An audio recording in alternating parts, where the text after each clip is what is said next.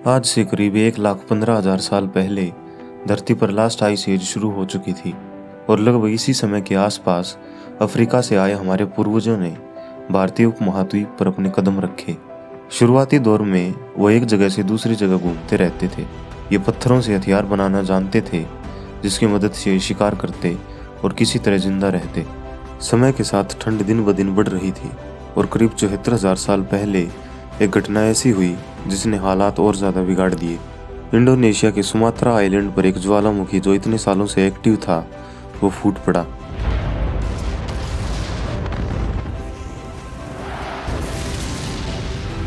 इसके फूटने से आसमान में इतनी ज़्यादा राख और धुआं उड़ा जिसने पूरे आसमान को ढक लिया।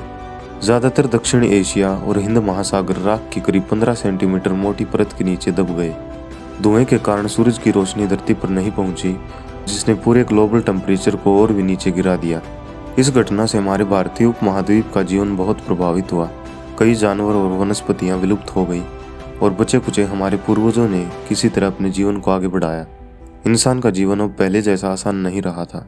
जिस तरह इंसान इन जंगलों और बड़े बड़े इलाकों में जीने के लिए जूझ रहा था, वैसे ही वहाँ एक और जीव भी था जिनकी हालत इनसे भी बदतर थी। इंसान ही की तरह एक विशाल हाथी के पूर्वज भी आज से 40 लाख साल पहले अफ्रीका में रहते थे। फिर इनकी कुछ प्रजातियां यूरोप और एशिया के कुछ और हिस्सों पर जा बसी। इनमें से एक प्रजाति थी पैलियोलॉक्सडोन नोमैडिकस या एशियन स्ट्रेट टस्क एलिफेंट, जो मुख्य तौर पर भारत और जापान में रहती थी। भारत में 1905 में मिले इस हाथी के एक पार्शियल स्केलेटन में इसकी थाई बोन्स करीबन 165 सेंटीमीटर लंबी थी, जिसके मुताबिक जब ये जिंदा था तब इसके कंधों तक की ऊंचाई लगभग 13 से 17 फीट हुआ करती थी।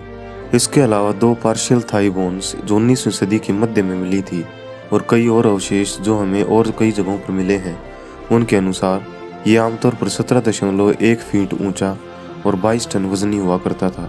इसके अलावा इसके 2 बहुत बड़े लंबे दांत भी होते थे। इतना बड़ा होने के कारण इसके सिर का साइज बाकी हाथियों से काफ़ी ज़्यादा बड़ा था। यह जानवर एक शाकाहारी था जो कि आमतौर पर ज़मीन पर उगे घास और छोटे पौधों को खाया करता था और कभी कभी ऊंचे पेड़ों की टहनियों को। ये 5 से 15 हाथियों के झुंड में रहा करते थे जो फ्रेश वाटर पर निर्भर होते थे और इसने इनके माइग्रेशन में भी एक खास भूमिका निभाई थी। इसके अलावा इनकी डाइट भी सीजन के हिसाब से बदलती रहती थी। ये एशियाई महाद्वीप में early to middle Pleistocene age में रहा करते थे। भारतीय उपमहाद्वीप से लेकर जापान तक फैले गहरे हरे भरे जंगल और घास वाले मैदान इनके रहने की पसंदीदा जगहें थी।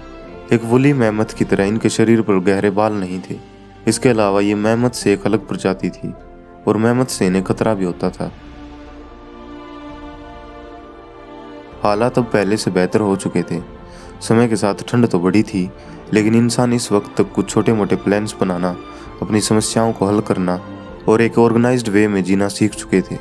इसके साथ साथ अब हथियार भी पहले से कुछ बेहतर हो चुके थे, जिनकी मदद से शिकार करते अपने खाने के लिए और कड़कती ठंड से बचने के लिए। समय बीतने के साथ साथ आदमी तेजी से विकसित होता जा रहा था और उनके शिकार करने के तरीके और गति भी बढ़ चुकी थी और इनके शिकार में पैलियोलॉक्सडोन नोमैडिकस भी एक था, जो आज तक धरती पर मौजूद लैंड मैमल्स में सबसे बड़ा जीव था। इससे पहले ये पौधा पैरासिथेरियम को मिला हुआ था, जो गैंडे परिवार का सदस्य है।